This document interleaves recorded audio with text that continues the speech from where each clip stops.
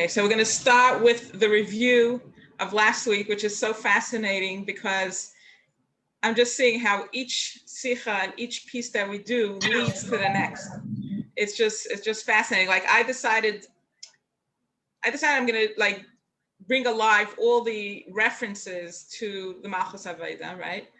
So I'll go into sichas that talk about it, but which one to do first, which one to do second, right? So I don't know why I thought like Seitzei is good. This one Seitzei is good, and the reason why I wanted it was more about not suppressing the animal soul, and now it's about working together, and and if you put the two together, if you put the light of Tikkun and the light of Taya together, you get to the epitome of a Jew, the essence of a Jew, which is Yisrael, and that's like the Gula. So yeah, I thought that would be very nice to do. But as I'm translating it, I'm seeing that again, it's talking about how to live with menucha and serene and pleasure. I didn't even realize, I didn't connect to that before when I learned it. So now it's fascinating how we just did one about how to live in peace and serenity. And now this again is going on a different angle, but again, about that Yiddishkeit is about living in peace and serenity. That's what it's all about. And that's the goal. So it's just beautiful. So I'm just going to review from last week, and then we'll get into this week. So the last week was the Shua Sicha, was Parshas Bamid, the last series that we did. So that was about the shleimus, the completion of the Torah. And the Rebbe said, what is like the purpose? What is the whole point? Is to be able to live in the physical, mundane world, like with the revelation of Hashem, in a way of serenity and calmness. The Torah has to bring you to be able to live that way. And so if it's not, that means there's something that you're not living your truth, because the Torah has to, be able to allow you to live that way. That is the whole purpose. So, and it's supposed to be allow us to live Yom Shekula Shabbos U'Menucha L'Chai Olamim, like the peace and serenity of Shabbos, and we're able to feel one with Hashem. And we also, not only are we able to feel one with Hashem, but we're able to feel mamish alive, like Hashem gives us chayas. When we're connected, we're like so excited. We're so excited to be alive. And that is the purpose. If you're living your truth, you're going to feel that way. So that's how you know if you're living your truth, you're not. Now, of course, it's a journey to get there, but if you're going downhill, you're definitely not living your truth. So, it's the Torah is not to suffer. The Yiddishkeit is about being able to be excited and calm and just in an amazing state if we're living our truth. So the Rebbe focused on the fact that that year of the sicha, Shavuos came right after Shabbos. So you have the Shabbos, which is peace, and Shavuos, Sunday and Monday, which is sort of like the days of the week, so it's like the mundane. So it's bringing peace into the mundane. So that's the whole point. The point is the world. We have to live a regular, worldly life, but to bring that element of excitement, peace, and serenity into our day-to-day lives. That is the completion. And that's the revelation of Atzmos. If we're living like that, we have revealed Atzmos. Okay. So and then that, when we do it for ourselves, the Rebbe says, when we're operating that way, not only are we feeling calm and peace, but we're able to do our work and our business and all our activities in a much easier way, like it comes to you, because you're connecting to that infinite light of Hashem. So that's the light of miracles. So you don't have to chase, and things are easier, and they're blessed. So everything you do is now blessed, and it's easier. So it's a way of menucha. And that has like the butterfly effect, and it affects the whole world till the whole world is feeling peace and serene, because it uplifts. You uplift yourself into a higher energy, you uplift everybody around you, and so on and so forth, till the whole world is uplifted into a better vibration of, not feeling squeezed and tense and, stressed. So when people are in a good mood, then everybody's much nicer and easier to get along with. So that's the point. So what's the key to be able to fulfill the Torah this way? Is when we realize that it's not about how many mitzvahs we do. It's not a mitzvah's numbers game, the Rebbe says, which is like a chiddush. Because like the message that goes out now, what should we do? we're not saying don't increase in Torah mitzvah, but that's not the point. The point is now to get into the Ritzayin Hashem. That's what the Rebbe is saying. What is that? To recognize that every single person is unique. And the only way we're going to feel peace and calm is if we are each living our own truth, the way Hashem wants to be expressed through us. So it's not about increasing in Torah mitzvahs. That's like a side fact, if your soul desires, your truth desires to do more, that's your truth, go do it. But it has to be, the Rebbe says, the kavanah has to be that the main thing is, it has to be Ritzayin Hashem, that's for you specifically, coming through your heart. And okay, I don't want to get ahead of myself. So how do you access this? So because the Rebbe says it's about fulfilling the will of Hashem, not the mitzvahs of Hashem. The Rebbe brought sukkim that from Pirkei Avos, from different things, that it's not a mitzvah's accumulation game. It's about choosing which mitzvahs or which, even things like chopping trees, the Rebbe says, of what Hashem wants you to do right now. And as a woman, that's the next thing I want to learn, is our light is the physical and the mundane. It's very interesting because I was speaking to my son yesterday, and he said, he noticed that women, they like to make a whole to-do, they want to make a party and celebrate. So they patchka and they make themselves, all these creative things, and they go all out, and then they celebrate. The men, who needs the whole thing? Just give me a beer and a pizza and I'm good. So he said, does that mean that you guys are trying to change us into being like you? So we have to we have to now start be creative and decorating. And I said, no, that's not what it means. It means that the more we are and so we have fun and we create and we make a whole patchka just to celebrate and put all the work, the more you're uplifted to be you. So maybe in your work, you'll know how to communicate better, or you'll know how to handle your employees better, and you'll know how to attract things more to you because you'll be in a better energy. So it's about uplifting the energy, but not about making them like us. That's not the point. That everybody has to be their light. Our light is the physical and the mundane. Their light is more action oriented, and yeah, they're the breadwinners or whatever it is. So it's to uplift everybody to be true to themselves. So it's so interesting how we brought that up, and we clarified that. So that's very important to clarify. So the Rebbe says the women will bring Mashiach. It's because now that we're going to get everybody to be women and be make parties and decor and all that. That's our light. We have a very high light, and when we bring it into the world, we introduce a very uplifting energy of excitement and relaxed and everything, and that allows everybody else to be themselves. So a man, he has, he could work, maybe, yeah, he does have to recharge, but it's not, everybody has to be true to themselves, and that's the point. So, okay, so how do you access the Ritzayin Hashem? So the Rebbe says that's through bittul. Through bittul. What kind of bittul? To get out of your head. Okay, what you think, right? And when we're in our head, we're worried what everybody thinks, and when it's not going to look good. What are people going to think if we're having fun? They're going to think we're not working and we're not legit, and with this and with that, right? Get out of your head and tune into your heart, the panemius of your heart, and see what comes. The Ritzayin Hashem will come through there, and that's what we learned in the Tanya, the Geras HaKodesh. And then when that Ritzayin comes through, now you bring back the mind, and they work as a team. So the heart is about action. What do I want to do? Even if it means take a nap, right? Action of taking a nap. And the mind is how to do it in the best way possible so that it is taka, bringing you calm, peace, serenity, joy, and all that. So, and then the Rebbe says they work as one, as a team. And then the mind is peace in the mind is at peace, and the heart is in joy. So it's like a win-win, right? And they work together, and that's the new Mayach Shalat al Halev. It's no more about suppressing and shutting down the heart. It's about having bittul and recognizing that our mind is a lower vibration, it's a lower light, and so it may not have the ultimate truth. So we have to tune in to what our bodies and our hearts are saying and try to figure it out and heal it or whatever needs to be done. And then bring back the mind to help you. So that's the mind resolving the heart. That's the new Mayach Shalad al Halev.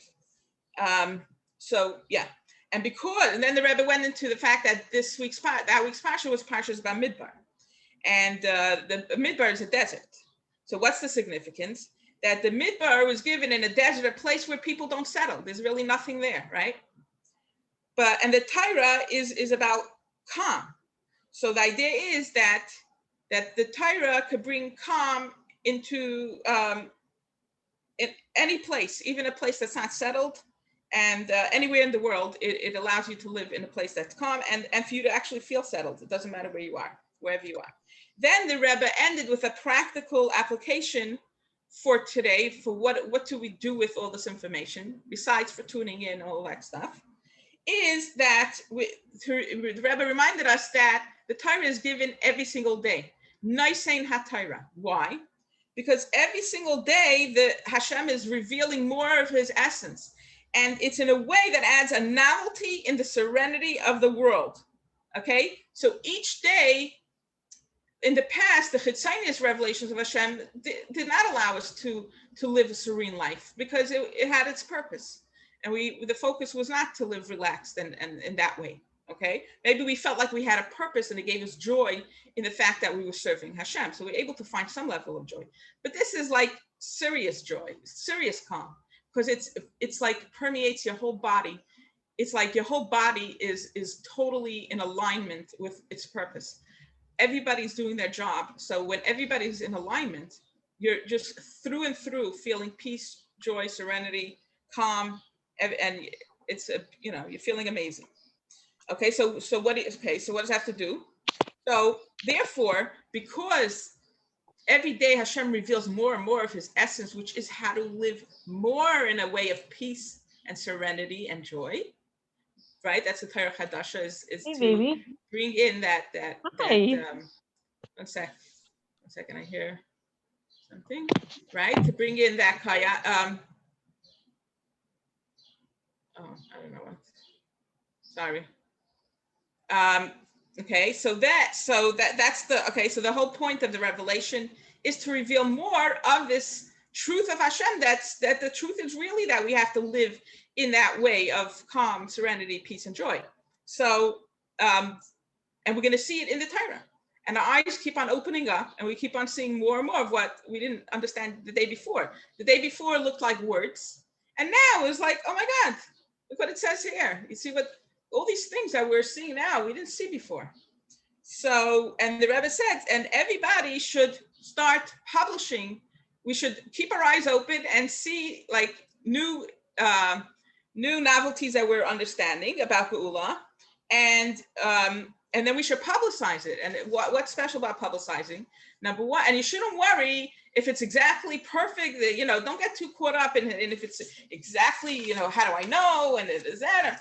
If you want, you can give a disclaimer before you publicize it. Oh, this is just my thoughts. You don't have to, but you could, and nobody's gonna paskin on you're not a Rav, so don't worry that everybody's gonna paskin on your chedushim.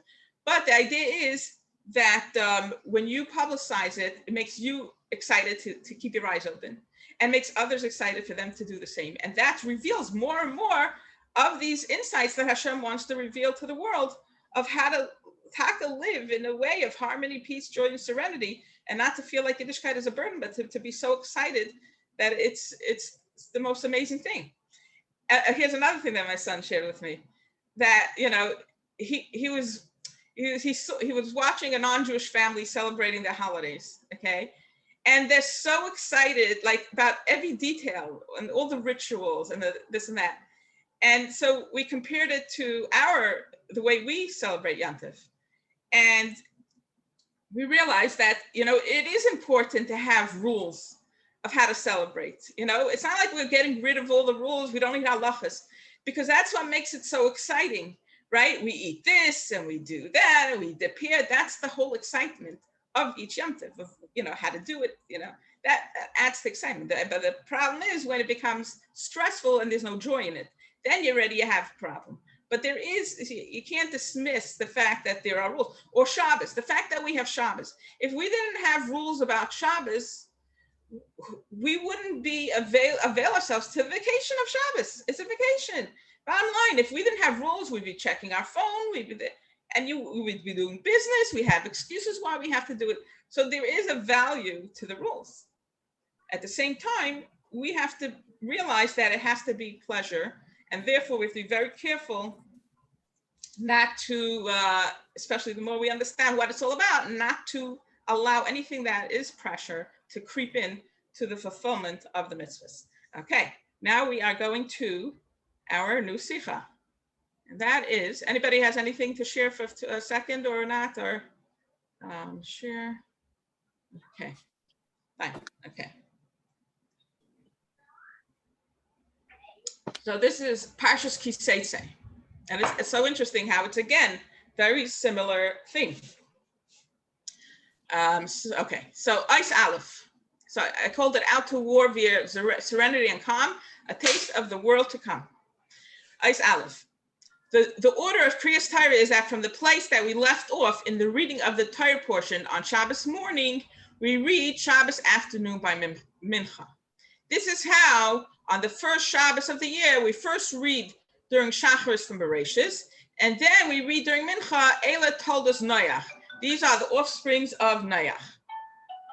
Okay, so that's the idea, that we read Shacharis that week's Parsha, and by Mincha, we're already reading a little bit of the next week's Parsha.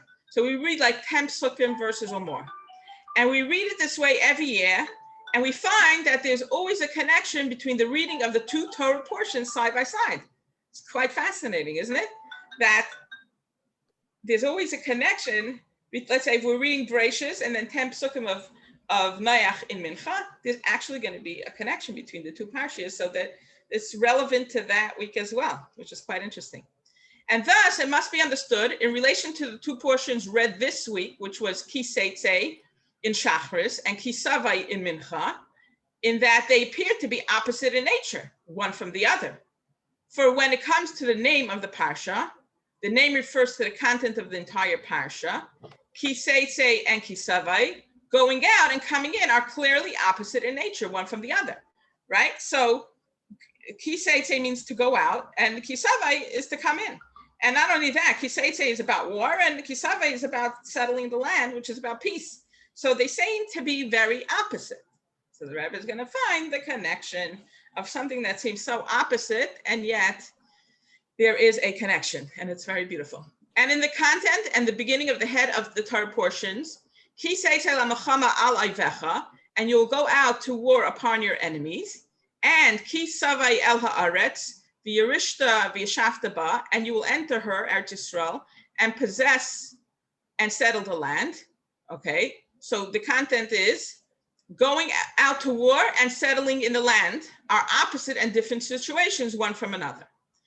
Now, despite the fact that the war of Ki Seitzei was promised in a way that Hashem will give them to you in your hands and you will take captives, as in the continuation and ending of the written narratives. Okay, so what I'm saying here is that, yes, it's true that Ki Seitzei, when they went out to war, they already knew that Hashem promised them that they're going to be victorious. So yes, it's not so stressful, if you want to say, that when they went to war. It's not like most wars, when you go out to war, you don't, you're afraid that you're going to lose your life, you're going to be hurt, you're going to, here the Rebbe is saying that, yes, okay, we could say that it wasn't the most stressful kind of war, because at the end of the day, Hashem gave it to them in their hands, and they were able to take captives, as in the continuation and ending of the written narratives.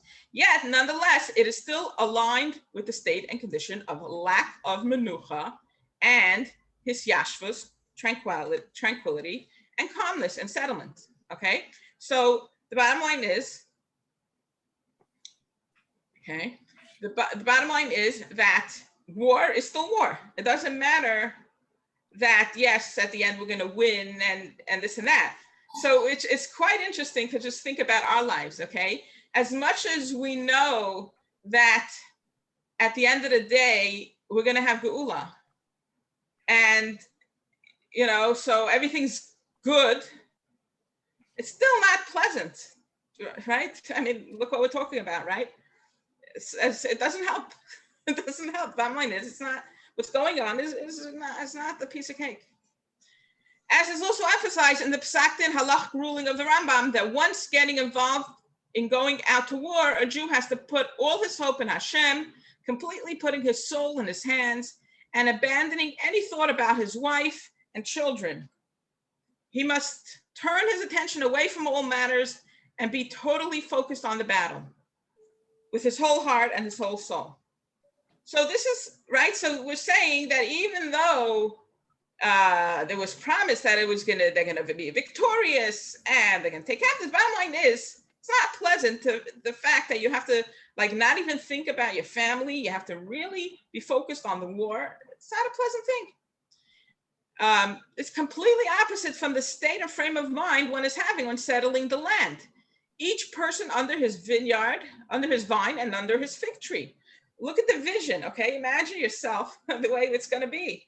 We're gonna all sit in our gardens, under the vine and under the fig tree, relax. So how do you compare that to going to war, even if Hashem's promising that it's gonna be okay and it's all good, right? And that's what we feel like right now. So what people are really crying about is true.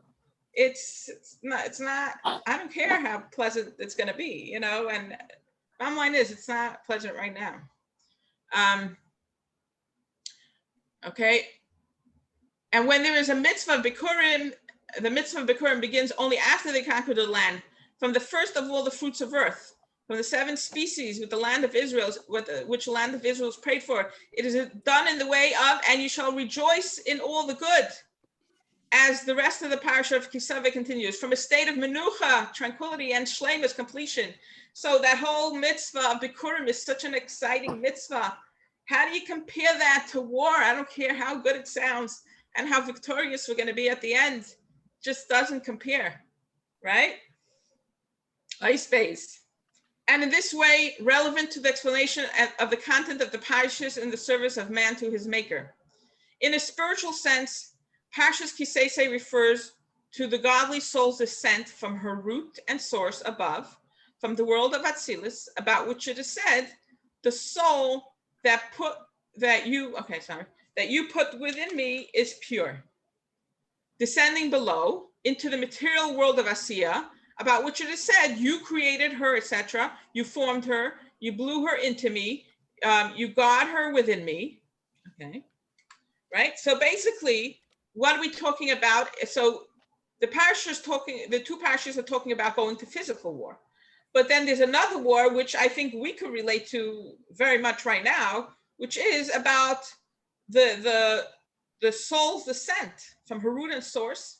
And she's going out into the world, which is right now not a very pleasant place. And she's going out to war. Okay, so we have this problem. She's going out to war. And,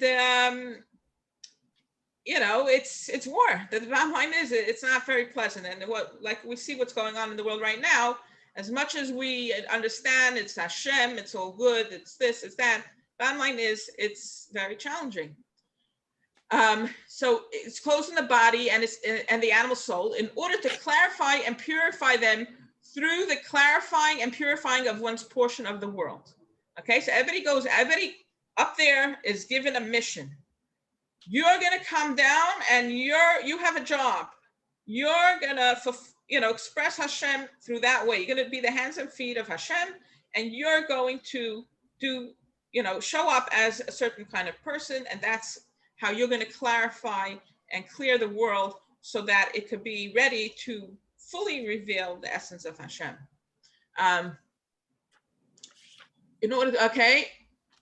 For this service is in the way of war with the opposer, your enemy. And this is particularly true in the time period of exile, when it is more emphasized that which is from the aspect of hidden concealment of the darkness of exile.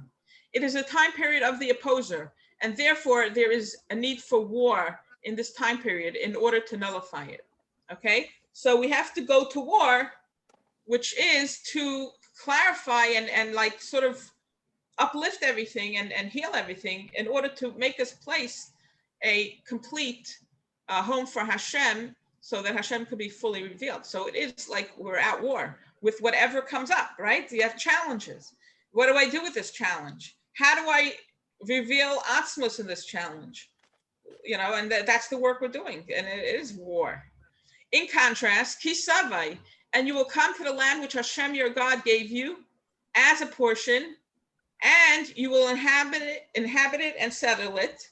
This refers to the service carried out in a way of serenity and peace, right? So when we don't have all this challenge that's going on, and we're able to just express Hashem through us in a way of serenity and peace. It's like, we're in this beautiful palace of luxury, and we have everything we want. And it's like, what do I want to do now? Oh, maybe I want to take up this, maybe I want to try that, I want to learn that. It's just very exciting, and there's no stress.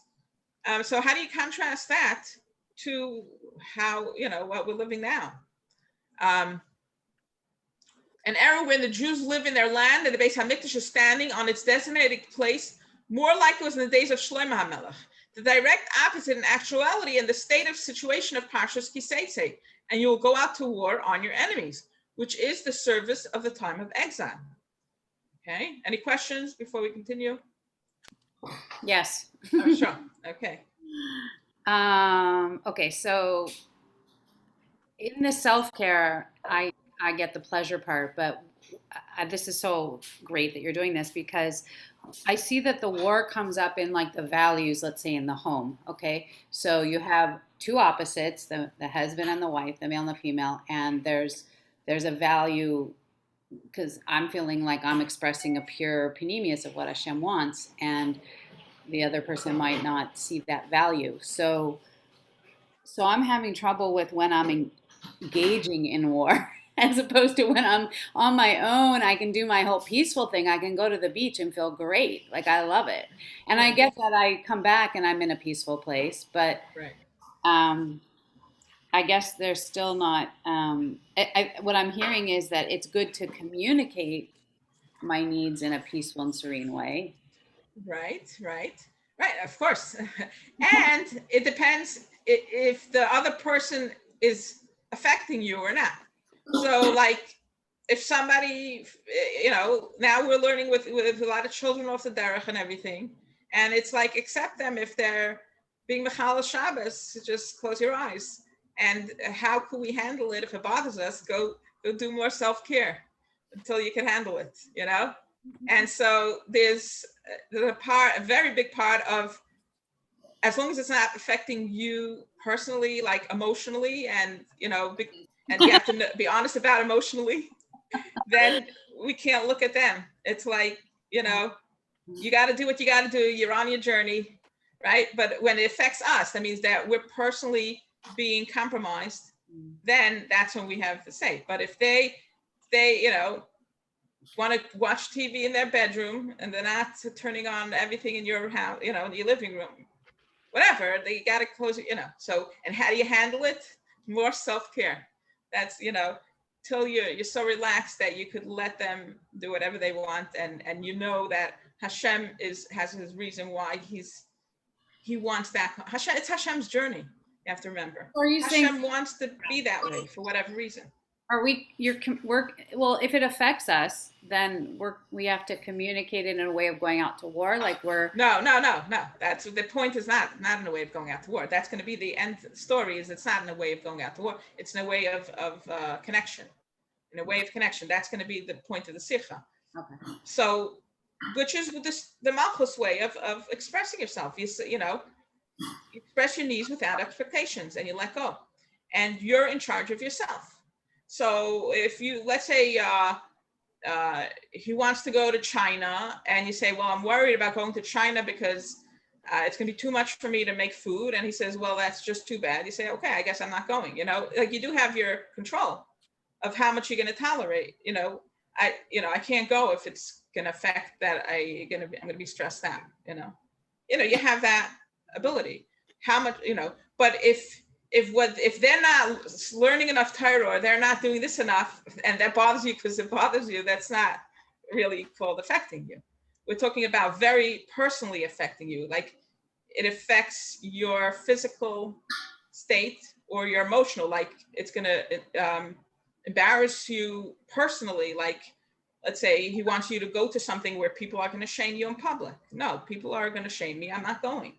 See, that's what I'm saying. So we have to like differentiate between what is seriously personal and what is personal because we just don't like it, you know? So that's, you know, we don't, that's not our way. Okay. So, but that's what Geula is about doing this work. It allows us to let go of being bothered that much about what other people's choices for themselves. And we recognize that if we recognize that Hashem wants to be revealed through every single person, so it's possible that Hashem wants to be that way through that person for a purpose. And it's possible that that's the purpose is that we should heal more and come home more to ourselves. So they don't even get to enjoy life as much as we do. Because when we are propelled to get more peace and serenity, because they're still stuck, that's a gift to us. And we feel sorry for them, but that's as far as it goes. I hope that's helped. Okay. Ice Gimel. Furthermore and primarily, the content of Kisavai, and you will come to the land which Hashem your God gave you as a portion, and you will inhabit it and settle in her, of the Torah reading, which is eternal. On this day is also relevant to and primarily the coming into the land and possessing and settling it, of the possessing and settling of Eretz Yisrael in the future era of the true redemption through Mashiach Tzidkenu. Okay? Okay, so Kisavai doesn't just talk about and going into Eretz Yisrael, but it's also talking about Geula. Okay, so it's when we go to war on our enemies, we will be able to eventually live this life of Geula. So it's in a physical sense that this is what happened in the past, and it's relevant today. The Torah is eternal because it's on a spiritual sense that when we do this war, quote unquote, properly, which is going to be through peace and serenity and in a peaceful way, we are going to be able to come into the land. And the Rebbe is saying that, I'm getting ahead of myself, but the war itself, it depends how you're fighting the war. If you're fighting the war through the past avodah of control and force and all that and stress, then it's not going to be a very painful war. But if you sort of go about it in a sort of semi-geula state, which is that it's just, it's like a reminder to propel yourself to more geula and more pleasure. And so it's just a reminder, oh, if I'm feeling stressed, a little more, I got to connect more to the light. So it's like joyful. It's like, thank you for reminding me that I should do some exercise and eat some ice cream. Ooh, isn't that what a wonderful Judaism I have, that it's like, it's just, oh, if somebody's insulting me, thank you for reminding me that I'm so important and that's why it bothers me, because I'm a piece of Hashem. It's a pleasurable war. Okay, that's what the Rebbe is going to get to at the end. So it's really how we're going about the war. If we're going about it in a way of stress or in a way of revealing more of our truth by tuning in. And then we could actually have like a taste of Geula, which we are having tastes of when we're doing this work until we get the next challenge. But, we do have that. And so that's what the Rebbe is talking about. According to this, the difference and contrast between the Parshas for Seitzei and Kisavai that are read on this day is more emphasized, not only in the two ways of service, in the way of war and in the way of serenity and peace, which separate the two, but in the main difference between the service and the reward.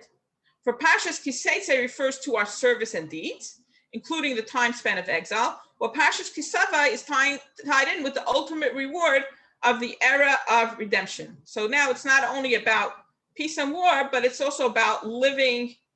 You can live in peace, but you're not living reward. Reward is pleasure, excitement, feeling alive, right? So it's even more than just living not in war.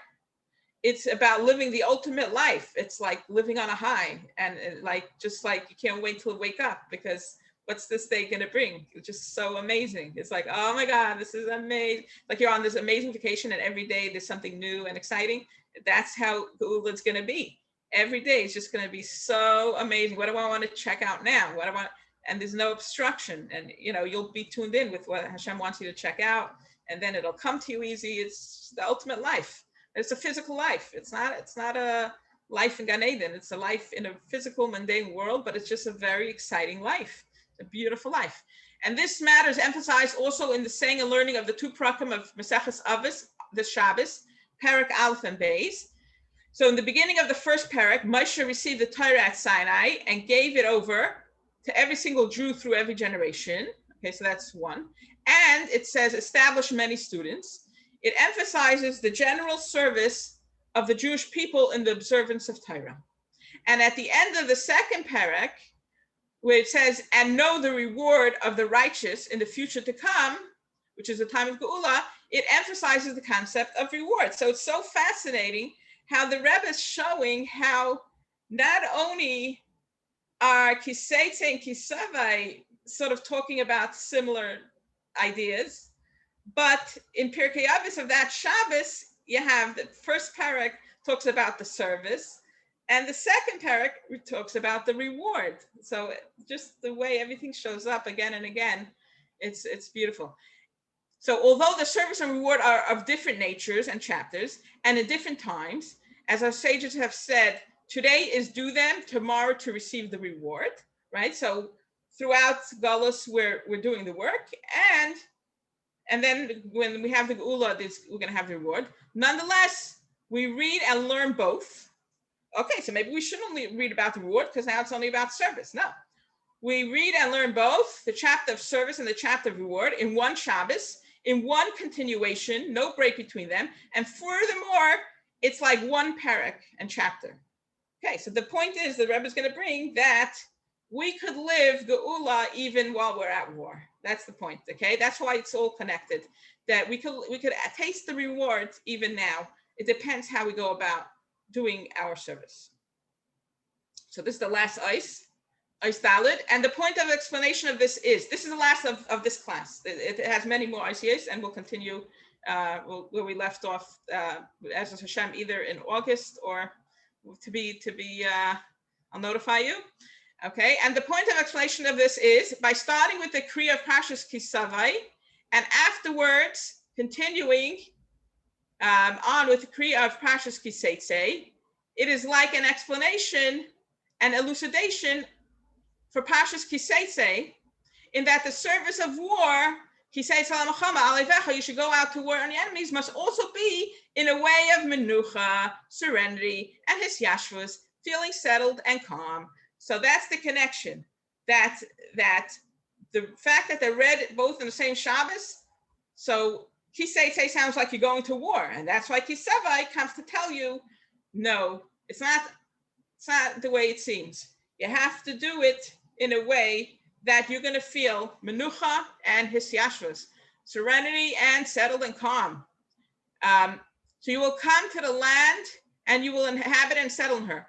And more than this is that the generalities of service, Ki Seitzei, you should go out, already has a foretaste and example, and furthermore, the beginning of the state and condition of the reward, Ki Savai, and you will come to the land. Sorry. Okay, so what the Rebbe is saying is that even in Parshas Ki Seitzei, which is about war, if we read the Parsha, there's even going to be things in the Parsha of Ki Seitzei which foretell the reward and the pleasure and the peace that we're going to experience, or that we should be experiencing while we're going to war. So it's not only that Ki Savai, which is the next Parsha that we read at Mincha, is about talking about the peace and the serenity and feeling settled in the pleasure, but even in Ki Seitzei itself, there are parts of the Parsha that also tell us about, joy and pleasure.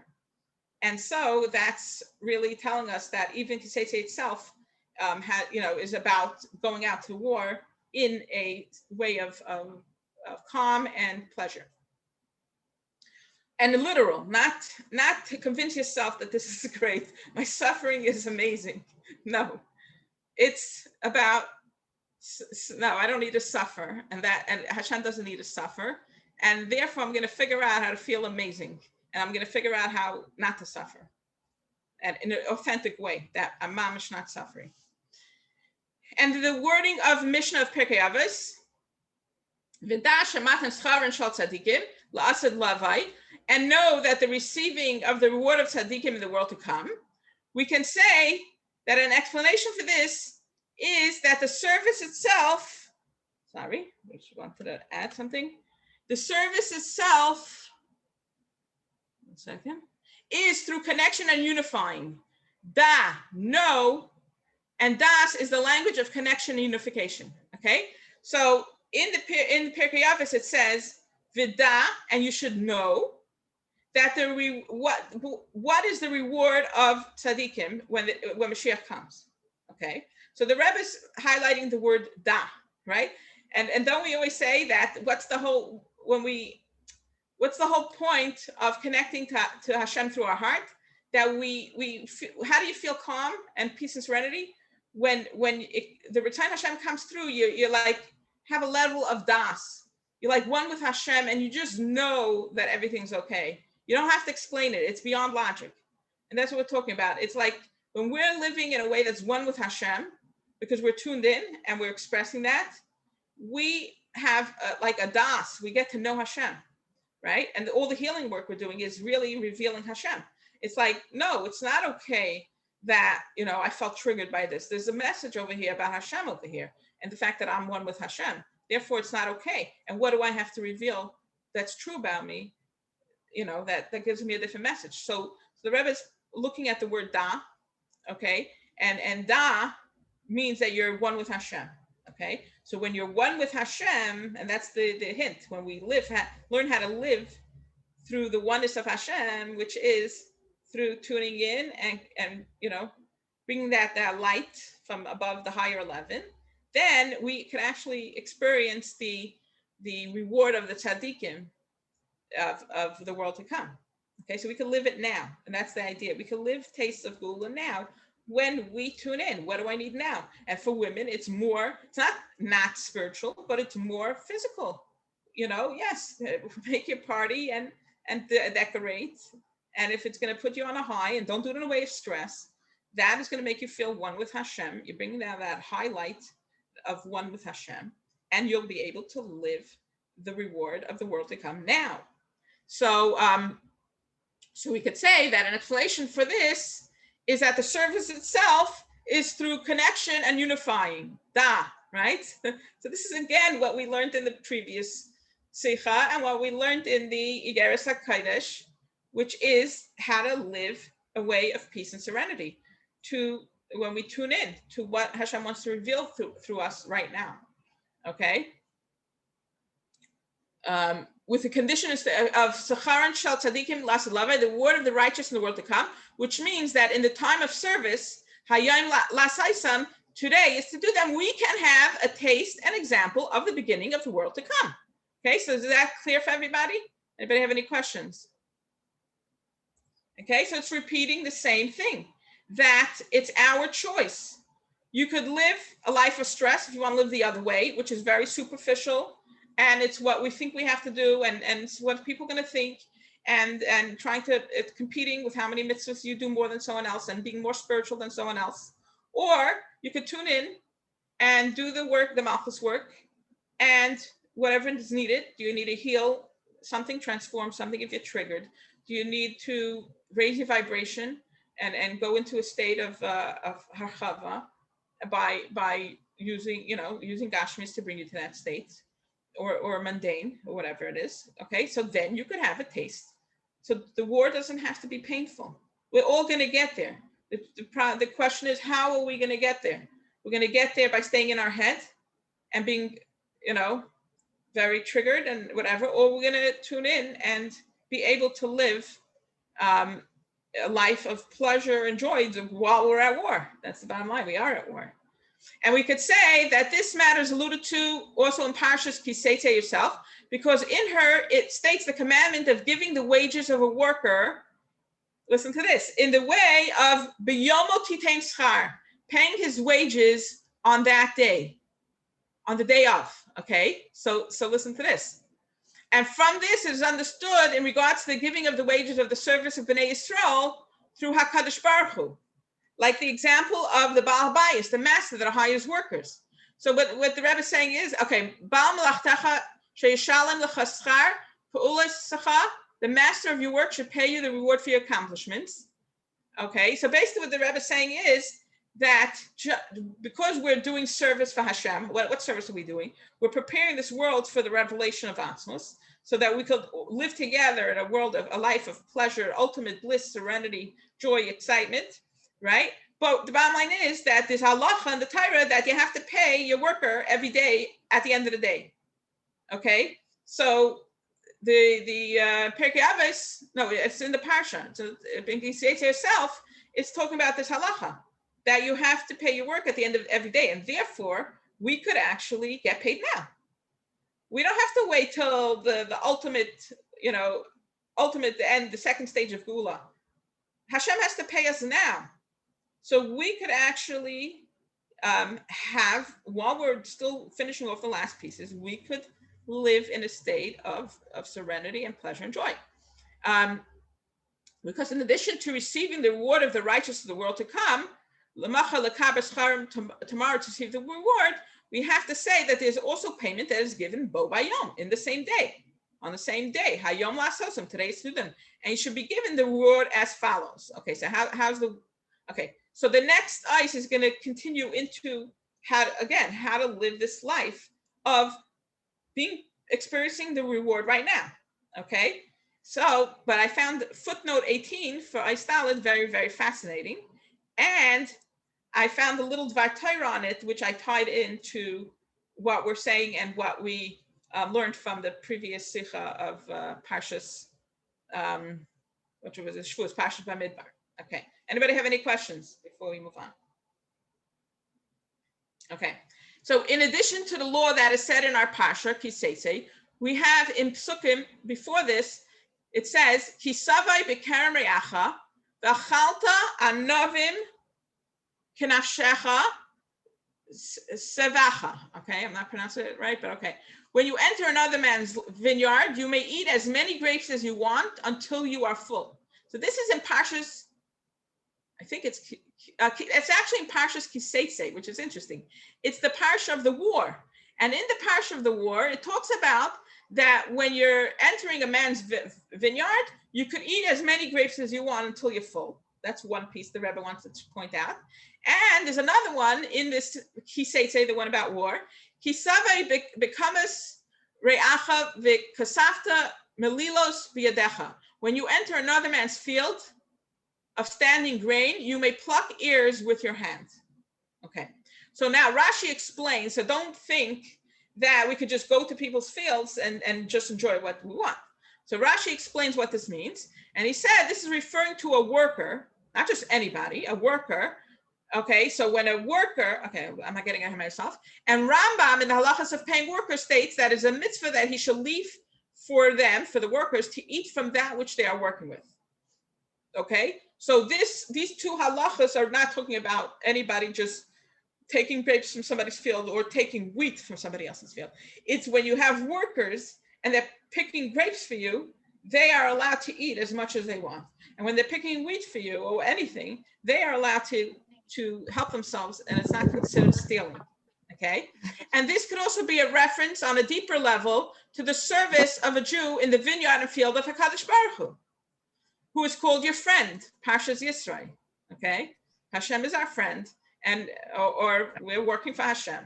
So in the HaKadosh Baruch Hu leaves for them to eat. Okay? So even while we're working, which is doing this last piece of work of war, Hashem is leaving for us like grapes and wheat to eat. We're not meant to starve. It's not meant to be painful, or as much as it could be, It's a little, it's definitely a little painful, but this includes all the needs of a Jew.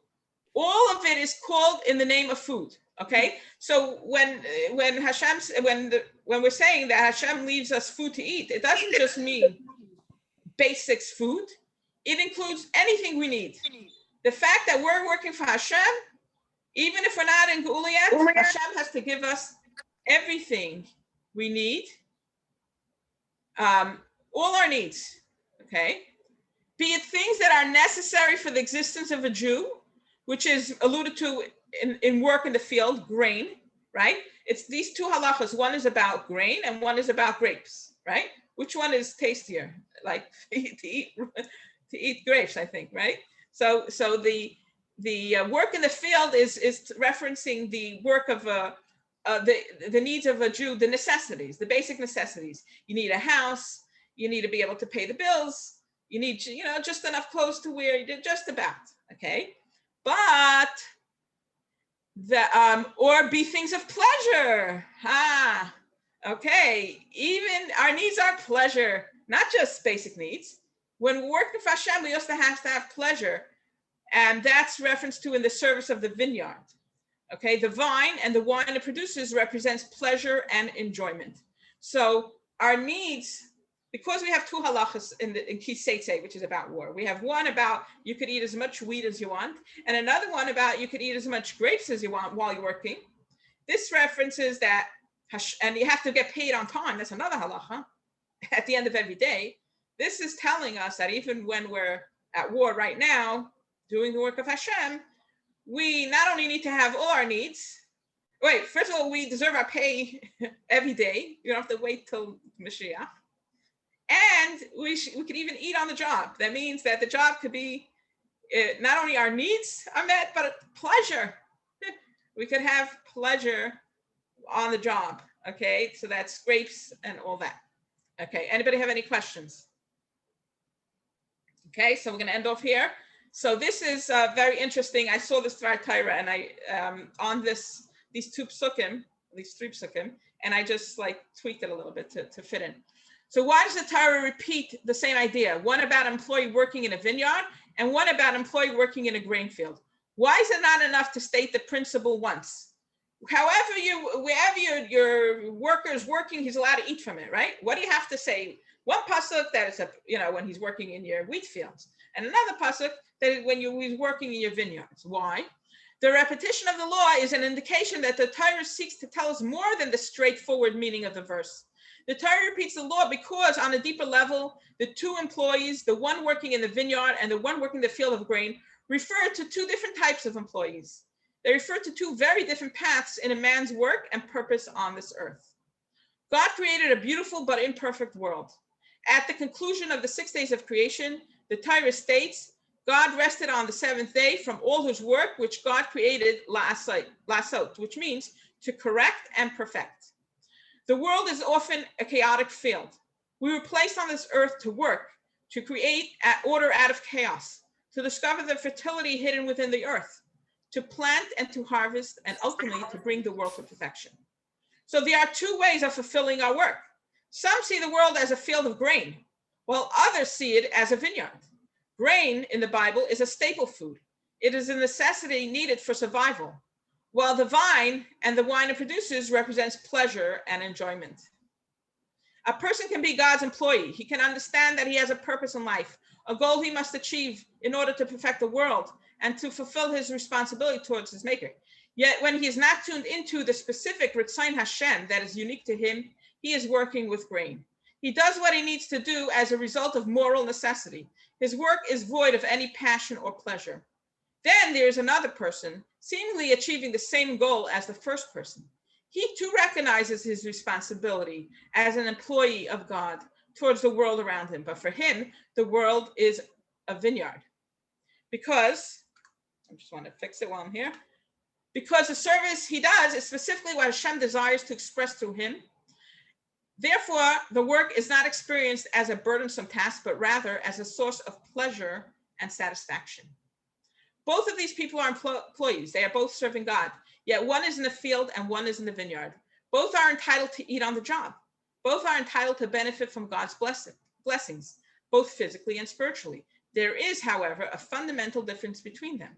The employee working in the field, the one who has no pleasure and just does his obligation, receives a limited flow from above, for his service is connected to a more external, defined aspect of Hashem.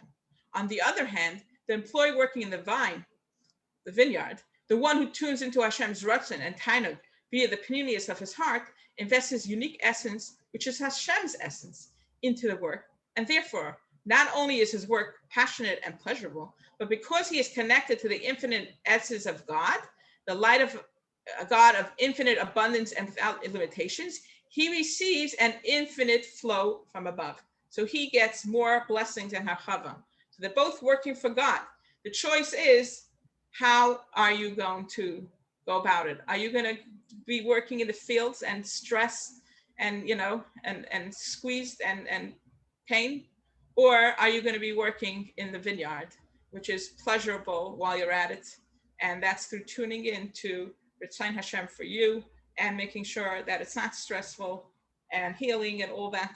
That is going to make the difference in how you are going about this war. Okay, any questions or comments? Yes. Okay. Where does this footnote come from? The footnote is in that sicha, in Seitzei. The footnote is in Seitzei, and the elaborated on, which I just put, I sent out the notes. Yeah. I sent a link, so it's all there. So there's no, I mean like the original. So you have it there. So the elaboration is, I found it on some Chabad website, a shliach wrote it. Okay, so I just borrowed it from him. Wow. Then he wrote anonymous, so I don't even know who it is. But the Rebbe is going to get into this. What I explained here is going to really touch more into it, continuing through the sicha. But I figured it's nice to leave off. I love it. Beautiful. So as you were saying it, I looked up because I have a bencher right in front of me, the Ashes Chayil, and it says that, right, I'm going to read it in English.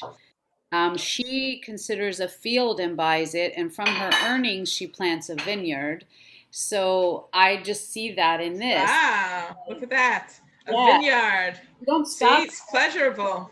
Yeah, you don't stop. That's the choice. It's right. Amazing. So that you're seeing. So that's exactly the continuation of last sicha, which is to see new insights and revelations of geula, and that it's really pleasurable and it's peaceful and it's enjoyable. And it's not that we should convince ourselves. That's the thing. So then you're shut down.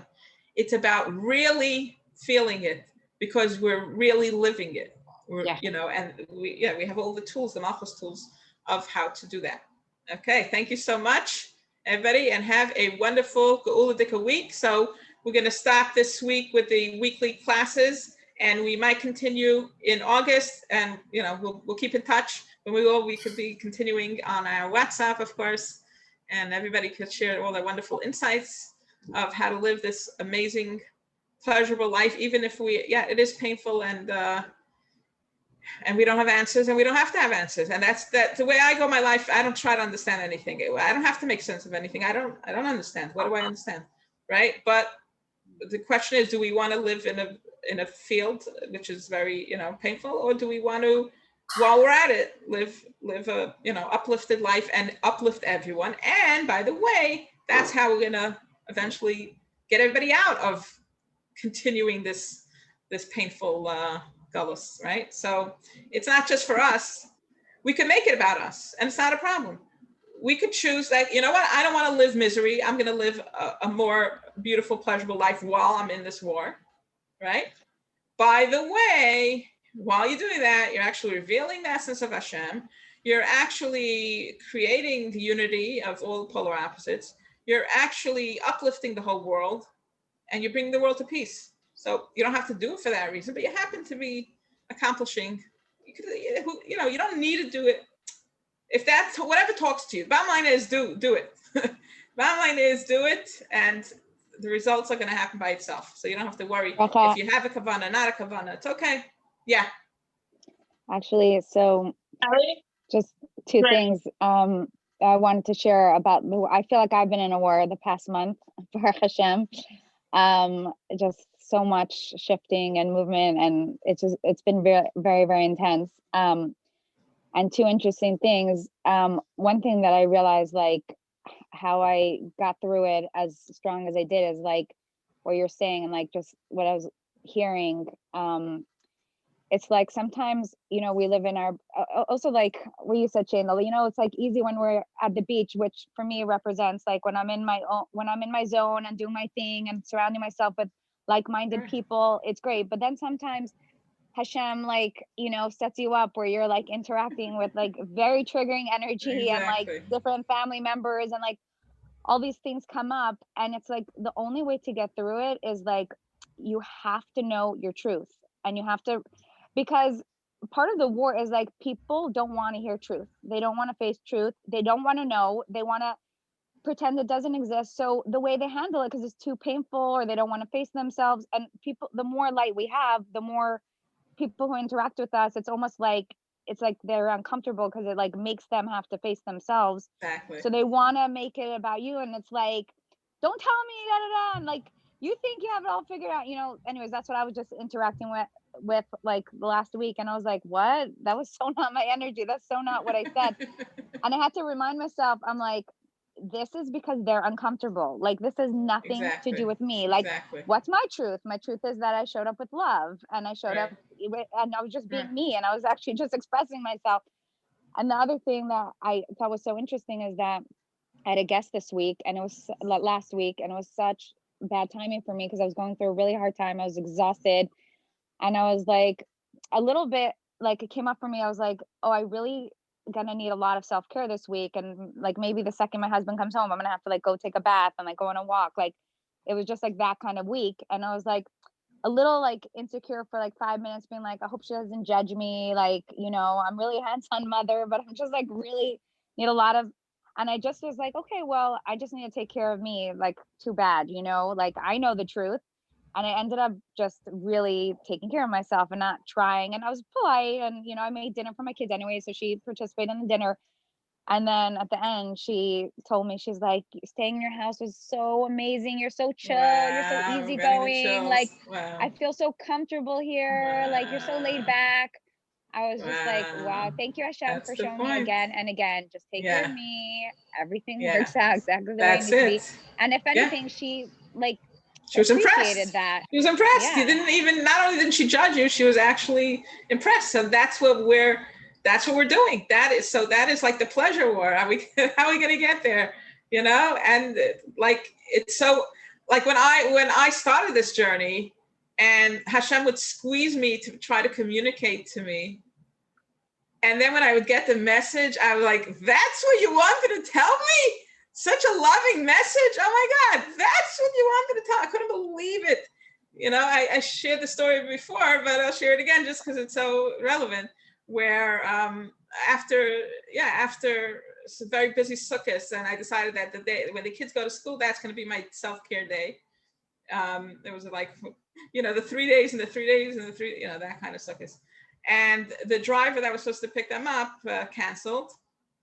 And so I felt like, okay, so I have no choice. There goes my self-care day. And I didn't even ask my husband if he wants to do it. I didn't even give him an opportunity. I was like a martyr. Okay, I have to do it. The minute I decided I have to do it, the kids started fighting and screaming. I thought they were demons they were so cuckoo that I was shaking. By the time as I drove them to school, I couldn't calm down. Inside, I couldn't even talk to anybody. And then I had to go shopping, and I'm still shaking. And I was telling myself all these things, all these spiritual things to get me out of it, nothing doing. Then I said, Hashem, what are you trying to tell me over here? What's the point? And as I'm walking, I finished shopping, I'm walking, I heard like a message, you should have asked your husband. It's your self-care day. Why didn't you ask him? I was like, that's what you wanted to tell me? Oh my God. And the whole stress went away, and I felt calm. It was like Hashem was shaking me up. Like, okay, so we feel like, oh, this is terrible. He's stressing me out. No, he's trying to tell you that you should love yourself more and more and more. And that's it. So any message is love, but real love. Like, take it easy. That's always, if everybody's cuckoo, it's because you're not nice to yourself. If whatever, you're being too hard on yourself, you're being judgmental, that's why. So be nicer to yourself. It's such a loving, this end of Geula is really pleasure, because the messages are just love and love and love and love yourself more and more. And that's how you're going to heal the world. What better thing? It's not, oh, you should have done this more and you should have done that. No, it's like, That's the point. And it happened many times. Like that was the message. Like if I didn't get the message, I would get every day more agitated and more. I couldn't calm down. It was like that was the beginning of my journey. It was like Hashem was getting very loud, and my neshama didn't let me shut it down until I got it. So sometimes it took a week, and then like, what's the message? Oh, it was like you shouldn't have worked so hard. You shouldn't have. Like what? That's what you bothered me for a whole week. Yep. So that's that's the point. That's what Hashem is taking us to just love and a beautiful life. And that's our life. That's what we're supposed to be. And calm and peace and not judge ourselves and not be hard on ourselves. And the more we could do this to bring Geula, it's the most, how much better you want to get. It's not about stress. We used to think Geula is to stress yourself out more because you got to bring Geula. No, actually be nicer to yourself and easier on yourself and calmer. And then that's how you bring Geula. It's amazing. Yeah. Okay. All right. So, okay. Any other questions? Okay. So that's it. So we're going to end. Oh, yeah, sure. Rachi. Yeah. Hi. Okay. Really good class. I really enjoyed Thank hearing you. thing about the war. It was really good. When you were talking about like being better than other people, whatever, what came up for me is yesterday in the fast day, I was debating like if I should like fast or not, whatever, because I'm struggling with a health issue, and it's been for months. So I'm like trying to like listen into what it's telling me. It's been months now, and it's just like, oh, it's not fun. But yeah, like today, my body's like, you should have fed me yesterday. Like that was not. Like I was like almost like too lazy to call her up to find out, like, or like something like that. It was just like, or like just okay, just like that, whatever. But yeah. That's So it's just love. That's the thing. That the Torah is so loving that that's what we're revealing now. And if we're on that path, if we realize that it's all about more love and more, it could be a very quote unquote enjoyable while it's not so fun war versus you want to stay in stress. Yeah, maybe Mashiach will come with that as well. Yeah, but which one do you want? Do you want the pleasure one and have a taste of Geula now, or and actually accomplish more because through your pleasure you're bringing more of Atmos into the world? Or do you want to go the slow and painful way? We'll get there anyway, but which way do we want? Okay. Racha, I wanted, if I can, do you have time for me to? Yeah, I have time, but whoever needs to go, don't force yourself. We learned the class, we finished that too. So the classes are so good that while we're having the class, I get to make like a trigger process, right? And I am actually in awe of what came up. And what I wrote down was that I said, why am I so resentful that I have to do the work? What I really want is for him to change. And so I wanted to be so honest with myself, because I'm seeing that if I'm not seeing it from love, then it's like outside in. It's like if he changes, if I get the house, if I get the pool, if I get the car, then I will have all these things you're describing. Mm-hmm. And that's so I'm just like, I got to work with this one now because it came up. But think of it as a reward, not as a punishment. Think of it as that the fact that he's not changing, that means he can't feel the pleasure that you could feel.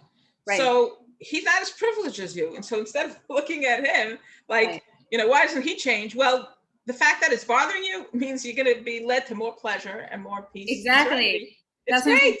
So which one do you want to be? Which character you want to play? The one that's going to be stuck longer, or the one that's actually tasting Geula now? Look at it that way. Well, intellectually, it's an easy decision, but it's not going to reality, right? And it's okay. And then when we feel that trigger, we have to be honest as well, because when we feel the trigger, we go through our feelings, we transform it. So we just let go of more layers. So it's not a problem to feel differently than what the reality is. But we know what, at least we know where we're going, and we know where we want to be. That's important to know you're on the right path, right? Yeah, for sure. I am. I want to say something on that. Yeah, you definitely are. I hope I can articulate this. I'll try. There's something that came up for me that I realized this week, that sometimes when we're in a situation, let's say our husband or a child or a friend or whatever, they're triggering us and they're not where we want them to be. And like oh, sorry, whoops, I got a phone call. 1 second. Okay, I'm back. So we're triggered and we really want the situation to change, other person to change or whatever. It's bracha what you're saying, but from what I experienced, then it's an opportunity to go in and to be like, what's coming up for me? Like, why am I so triggered? What do I need? And then when we go in, we have an opportunity to look at, our childhood or whatever, like trauma of like, what is this person bringing up within us? And then it's an opportunity to release it. And then what happens is ultimately when we release it, we actually have more freedom. And then we Exactly. live with more joy. Yes, so 100%. It's really they're gifting us, because sometimes we do things that our body is stuck with something, and it's like we could intellectualize it and we can try to love ourselves more or give ourselves more self-care, but it's like our body, if it's still stuck by an old trauma Right. bond or an Right. old belief system, then our body won't even allow us to have more Right. pleasure. So it's Right. like, that's why the heart is not just about the retirement of the heart is not about always self-care and pleasure. It could be about healing triggers. That's also the work of the heart, see, and the body. So that's not just self-care. Sometimes you have to see what you need. You could do self-care and you're feeling stressed out, nothing's doing anything. That's because you have to heal a trigger, and you have to go within and see where that's coming from, and and release all these blockages that all our past history has placed on us, right? And there's also the like feeling grief, feeling different. Sometimes you just have to feel things. It's like if you're feeling grief and you need to release it, and you're dancing to music, that energy is stuck. So it's not only, but it's like permission to do all of it. That's what it is. In the past, none of it was allowed. You weren't allowed to be upset. You weren't allowed to feel grief. You had to say everything's good. You weren't allowed to enjoy life. Pleasure was bad. All that, and we're turning that around. It's not true, and now we'll become fully alive and fully participants in this beautiful garden of Hashem by revealing all the truths that have been hidden before, and so that's the Geula process. Hashem. Okay, have a wonderful day. Let me see how to do this. thank you, Bracha. My pleasure. Recording.